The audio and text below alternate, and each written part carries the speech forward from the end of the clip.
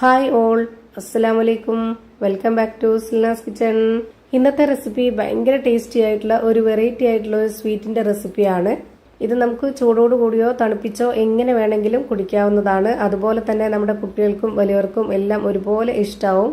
വീട്ടിൽ വരുന്ന ഗസ്റ്റുകൾ കാണുന്നുണ്ടെങ്കിലും പെട്ടെന്ന് തയ്യാറാക്കി കൊടുക്കാൻ പറ്റുന്ന ഒരു അടിപൊളി ഐറ്റം ആണ്. എന്തായാലും ഒന്ന് ട്രൈ ചെയ്ത് നോക്കണം. അതുകൊണ്ട് തന്നെ ഈ വീഡിയോ സ്കിപ്പ് ചെയ്യാതെ മുഴുവനായിട്ടൊന്ന് കണ്ടു നോക്കണേ. റെസിപ്പിയിലോട്ട് കിടക്കുന്നതിന് മുമ്പായി സിൽനാസ് കിച്ചൺ ചാനൽ ആദ്യമായിട്ട് കാണുന്നവരാണെങ്കിൽ പ്ലീസ് ഒന്ന് സബ്സ്ക്രൈബ് ചെയ്തേക്കണേ. ഒപ്പം ഈ വീഡിയോസ് നിങ്ങൾക്ക് ഇഷ്ടപ്പെടുകയാണെങ്കിൽ ഒരു ലൈക്ക് ചെയ്ത് ഷെയർ ചെയ്ത് സപ്പോർട്ട് ചെയ്യാനും മറക്കരുത്. ഇനി നമുക്ക് ഇതെങ്ങനെയാണ് തയ്യാറാക്കുന്നതെന്ന് നോക്കാം.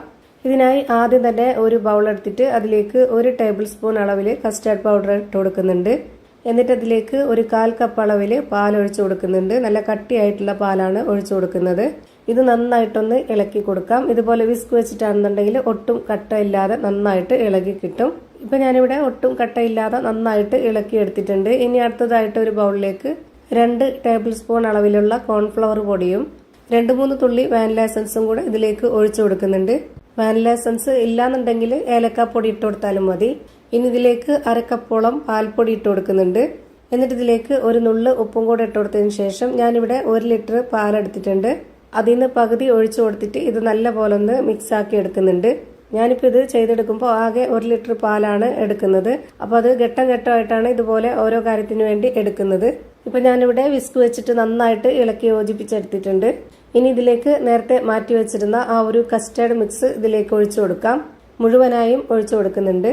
എന്നിട്ട് ഇതൊന്ന് നല്ലപോലെ ഇളക്കി കൊടുത്തതിന് ശേഷം വീണ്ടും ഇതിലേക്ക് ബാക്കി പാലും കൂടെ ഒഴിച്ചു കൊടുക്കാം.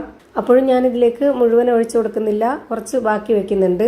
ഞാനിവിടെ ആകെ 1 ലിറ്റർ പാലിലാണ് തയ്യാറാക്കി എടുക്കുന്നത്. ഓരോരുത്തർക്കും എത്രയാണോ വേണ്ടത് അതിനനുസരിച്ച് തയ്യാറാക്കി എടുക്കാം. പക്ഷേങ്കിൽ ബാക്കിയുള്ള ഇൻഗ്രീഡിയൻസിന്റെ അളവും അതിനനുസരിച്ച് ഈ ഒരു കണക്കനുസരിച്ച് കൂട്ടിയും കുറച്ചൊക്കെ കറക്റ്റ് ആക്കി എടുക്കുക. ഇനി അടുത്തതായിട്ട് ഒരു കാര്യം കൂടി ചെയ്യാനുണ്ട്. അതിനുവേണ്ടി സ്റ്റവിലേക്ക് ഒരു പാൻ വെച്ച് കൊടുത്ത് ഫ്ലെയിം ഓൺ ആക്കി കൊടുത്തിട്ടുണ്ട്.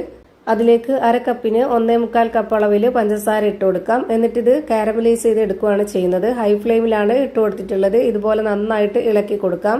എന്നിട്ട് നമുക്ക് ഇതിലേക്ക് കളർ ചേഞ്ച് ആയിട്ട് വരുന്ന ഈ ഒരു സമയത്ത്, അതായത് നന്നായിട്ട് കരിഞ്ഞു പോവരുത്, അതിന് മുന്നേ ആയിട്ടുള്ള ആ ഒരു കളറിൽ ഒരുപാട് ഡാർക്ക് കളർ ആവുന്നതിന് മുമ്പ് തന്നെ നമുക്കൊരു ലൈറ്റ് ബ്രൗൺ കളർ ആവുമ്പോൾ തന്നെ ഇതിലേക്ക് പാൽ ഒഴിച്ചു കൊടുക്കണം. ഞാനിപ്പോൾ നേരത്തെ എടുത്തിട്ടുള്ള ആ ഒരു പാലിന്റെ ബാക്കിയാണ് ഒഴിച്ചു കൊടുക്കുന്നത്. ഇപ്പൊ ഇത് മുഴുവനും ഒഴിച്ചു കൊടുത്തിട്ടുണ്ട്. ഇപ്പോൾ ആകെ അതിലേക്ക് വേണ്ടി വന്നിട്ടുള്ളത് 1 ലിറ്റർ പാലാണ്. ഇനി ഫ്ലെയിം കൂട്ടി വെച്ചുകൊണ്ട് തന്നെ ഇത് നന്നായിട്ടൊന്ന് അലിയിപ്പിച്ചെടുക്കാം. ആദ്യം ഇത് കടായിലൊന്ന് ഒട്ടിപ്പിടിച്ചിരിക്കും, അത് കുഴപ്പമില്ല. ഇച്ചിരി ഒന്ന് നന്നായിട്ട് ചൂടായിട്ട് വരുമ്പോൾ ഇത് ഇളകി നല്ലപോലെ അലിഞ്ഞു വരും. ഇപ്പോൾ നന്നായിട്ട് അലിഞ്ഞു വന്ന് പാലൊക്കെ നന്നായിട്ട് തിളച്ചു വന്നിട്ടുണ്ട്. ഇനി നമുക്ക് നേരത്തെ റെഡിയാക്കി വെച്ചിട്ടുള്ള ആ ഒരു മിക്സ് മുഴുവനായിട്ടും ഇതിലേക്ക് ഒഴിച്ചു കൊടുക്കാം. ഇനി ഇത് നല്ലപോലെ ഇളക്കി കൊടുത്ത ശേഷം ഫ്ലെയിം കൂട്ടിയും കുറച്ചും നന്നായിട്ട് ഒരു ക്രീമി പരുവത്തിലാക്കി എടുക്കണം. നമുക്ക് ഏത് പരുവത്തിലാണോ ഇത് കിട്ടേണ്ടത് ആ ഒരു പരുവം വരേക്കും ഇതുപോലെ കൈവിടാതെ നന്നായിട്ട് ഇളക്കി കൊടുത്തോണ്ടേയിരിക്കണം. അല്ലാന്നുണ്ടെങ്കിൽ കോൺഫ്ലവറിലോണ്ട് അടുക്കി പിടിക്കാൻ സാധ്യതയുണ്ട്. ഇപ്പോൾ ഇതൊരു ക്രീമി ടെക്സ്ചറിലേക്ക് വന്നിട്ടുണ്ട്. ഇനി നമുക്ക് ഇതിലേക്ക് നേന്ത്രപ്പഴം കട്ട് ചെയ്തത് ഇട്ട് കൊടുക്കാം. ഞാനിവിടെ 1.5 നേന്ത്രപ്പഴം ഇതുപോലെ നൈസായിട്ട് വട്ടത്തിൽ കട്ട് ചെയ്ത് ഇട്ട് കൊടുത്തിട്ടുണ്ട്.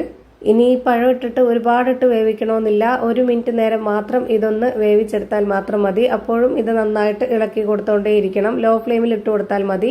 ഇപ്പൊ ഞാനിവിടെ 1 മിനിറ്റ് സമയം വരേക്കും നന്നായിട്ട് ഇളക്കി കൊടുത്ത് വേവിച്ചെടുത്തിട്ടുണ്ട്. ഇത്രയും മതി. ഇനി നമുക്ക് ഇതിന്റെ ഫ്ലെയിം ഓഫ് ചെയ്ത് കൊടുക്കാം. ഇപ്പൊ ഇതിന്റെ കറക്റ്റ് പരുവം ഞാനിതുപോലെ ഒരു കയ്യിൽ കോരി കാണിച്ചു തരാം.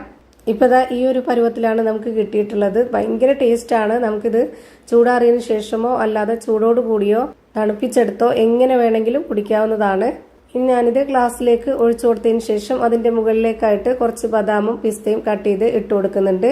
ഇത് നിർബന്ധമില്ല, നിങ്ങൾക്ക് ഇഷ്ടമുണ്ടെങ്കിൽ ഇട്ട് കൊടുക്കുക, അല്ലാന്നുണ്ടെങ്കിൽ സ്കിപ്പ് ചെയ്യാം. അതൊക്കെ ഓരോരുത്തരുടെ ഇഷ്ടമാണ്. നമുക്ക് ഇതിന്റെ കൂടെ കടിക്കാനായിട്ട് കിട്ടുമ്പോൾ ഒരു പ്രത്യേക ടേസ്റ്റ് ആയിരിക്കും. അപ്പോൾ ഇത്രയേ ഉള്ളൂ ഇന്നത്തെ വീഡിയോ ഇഷ്ടമായാൽ ലൈക്ക് ചെയ്യാനും കമന്റ് ചെയ്യാനും ഷെയർ ചെയ്യാനും മറക്കരുത്. അതുപോലെ തന്നെ ഞാനിടുന്ന പുതിയ വീഡിയോസ് നോട്ടിഫിക്കേഷനായിട്ട് കിട്ടുന്നതിന് വേണ്ടി സബ്സ്ക്രൈബ് ചെയ്ത് ബെല്ലൈക്കൺ അമർത്തി അതിൽ ഓൾ എന്ന ഓപ്ഷൻ എനേബിൾ ചെയ്ത് കൊടുക്കാനും മറക്കരുത്. പുതിയൊരു വീഡിയോയുമായി വീണ്ടും വരും. Thank you for watching.